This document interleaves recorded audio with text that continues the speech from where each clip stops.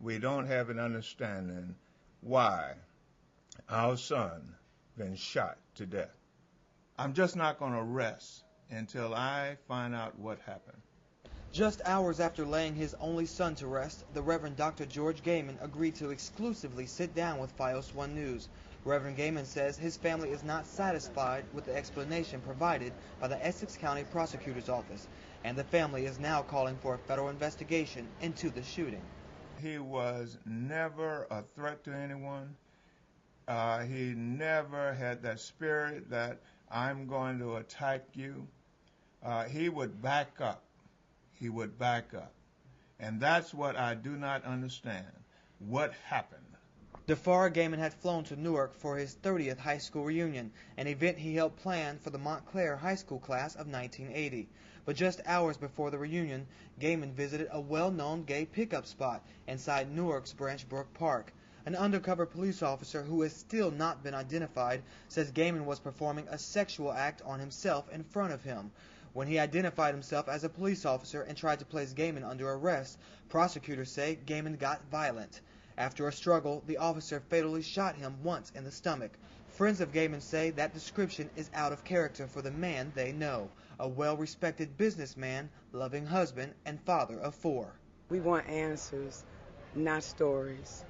We want the truth. We want people to know what has happened here, what really happened. I can only speak what I know, and that's all good. Never anything mean from him.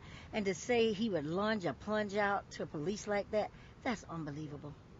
That's hard. You look at my eyes, I'm telling the truth. He would never, for what I know about him, he would never do nothing like that.